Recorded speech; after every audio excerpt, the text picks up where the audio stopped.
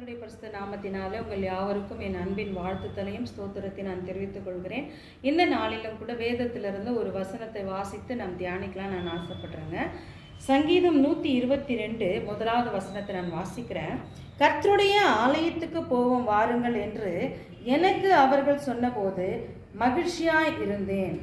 இன்றைக்கு நம்முடைய வாழ்க்கையில் இந்த வசனத்தை நாம் வாசிக்கும் பொழுது, ஒருவேளை நீங்கள் வீட்டில் இருக்கிறீங்கன்னு சொன்னீங்கன்னா இந்த வசனத்தை நீங்கள் எடுத்து வாசித்து பாருங்களேன். கர்த்தருடைய ஆலயத்துக்கு போவோம் வாருங்கள் என்று எனக்கு அவர்கள் சொன்னபோது மகிழ்ச்சியாக இருந்தேன். இன்றைக்கி நம்ம எங்கேயாவது ஒரு இடத்துக்கு போகணும் அப்படின்னு சொல்லும் பொழுது நம்ம ரொம்ப சந்தோஷப்படுறோம். எந்த இடத்துக்கு போகணும்னு நம்ம நினைக்க சந்தோஷப்படுறோன்னு சொன்னால், நமக்கு பிடிச்ச, நமக்கு அந்த இடத்துல போனால் ஒரு நல்ல என்டர்டெயின்மெண்ட் கிடைக்கும், நமக்கு ஏதாவது ஒரு நல்ல அந்த இடத்துல ஒரு நமக்கு தேவையானது ஏதாவது ஒன்று கிடைக்கும் அப்படின்னு சொல்லும்போது தான் அந்த இடத்துக்கு தான் நம்ம போகணும்னு நம்ம ஆசைப்படுவோம். நல்லா யோசனை பண்ணுங்களேன். வாலிப பிரயாத்தில் சின்ன பிள்ளைங்கள்லாம் நினைப்பாங்க, ஏதாவது ஒரு பொருட்காட்சி வந்திருக்கிறது, ஒரு நல்ல ரங்கராட்டினம் இருக்கிறது, நல்லா விளையாடுறதுக்கான அங்கே நிறைய பொருட்கள் வச்சிருக்கிறாங்க அப்படின்னு சொன்னால் அந்த இடத்துக்கு பிள்ளைகள் போகலாம் அப்படின்னு சொன்ன உடனே ரொம்ப மகிழ்ச்சியாக ஃபீல் பண்ணுவாங்க, ரொம்ப சந்தோஷமாக இருப்பாங்க.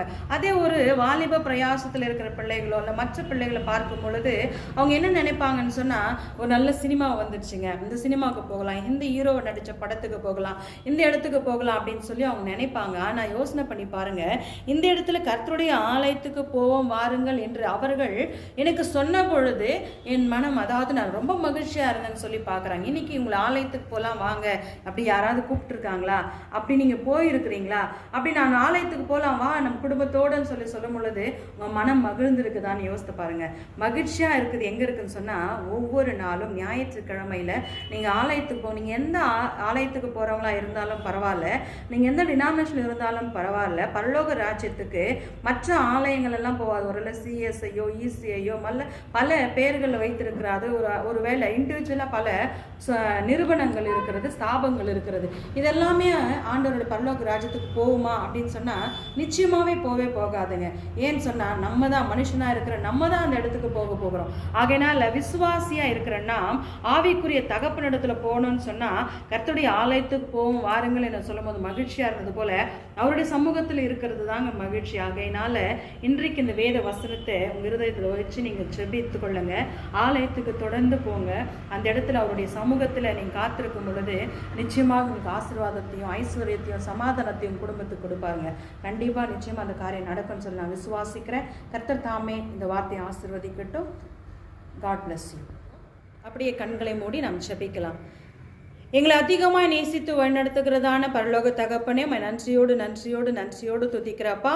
இதோ சங்கீதம் 122 முதலாவது வசனத்தை நாங்கள் வாசித்தது போல கர்த்தருடைய ஆலயத்துக்கு போவோம் வாருங்கள் என்று சொன்ன பொழுது நான் மகிழ்ச்சியாக இருந்தேன் என்று சொன்ன அந்த வார்த்தையை வைத்து நாங்கள் ஜெபிக்கிறோம். ஆண்டவரே அப்பா, அநேக உலக பிரகாரமான ஆண்டவரே காரியங்களுக்கு இடங்களுக்கு போகிறது மகிழ்ச்சியை கொடுக்கும் என்று சொன்னால், உம்முடைய ஆலயத்துக்கு போகும்போது இன்னும் அதிக நிரந்தரமான மகிழ்ச்சி அந்த ஆலயத்தில் தான் கிடைக்கிறது என்று சொல்லுகிற அந்த உணர்வை எங்களுக்கு தாங்க ஆண்டவரே. அப்பா இதோ ஆண்டவரே, இந்த காணொலி மூலமாய் பார்க்கிறதான இந்த வார்த்தையை கேட்கிறதான ஒவ்வொரு இருதயத்திலும் என் தகப்பன் அந்த உணர்வுள்ள இருதயத்தை தாங்க. வீட்டில் இருந்தோ மற்ற இடங்கள் இருந்தோ ஆண்டவரை துதித்து அந்த இடத்துல ஜெபித்து நாம் கடந்து போகலாம் என்று நினைத்திருக்கிற உள்ளங்கள் தகப்பனே நீங்கள் பேசுங்க ஆண்டவரே. ஆலயத்தில் போய் ஜெபிக்கும் பொழுது, அவருடைய ஆலயத்தில் போய் நம்ம அவரிடத்துல பேசும் பொழுது நிச்சயமாகவே அவர் நமக்கு மறு உத்தரவும் பதிலும் கொடுக்க அவர் வல்லவராக இருக்கிறார். ஒருவேளை கண்ணீரோடு கஷ்டத்தோடு அப்பா வியாதியின் மத்தியில் இருக்கிறதான அப்பா படுக்கையில் இருக்கிறதான ஒவ்வொரு சகோதரனையும் சகோதரனுடைய கரத்தில் ஒப்பு கொடுக்கிறேன். ஆவியானவர் தாமே நீங்க பொறுப்படுங்க ராஜா, நீங்க பலப்படுத்துங்க. இந்த செய்தியை கேட்கிறதான இருதயத்தை என் தகப்பன் அப்பா நீங்க விருத்த சேதனம் பண்ணும்படியா ஜெபிக்கிறேன்.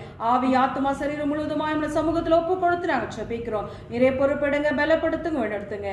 இறைமை இந்த நேசு மூலம் ஜெபிக்கிறேன் நல்ல பிதாவே. ஆமென். God bless you all.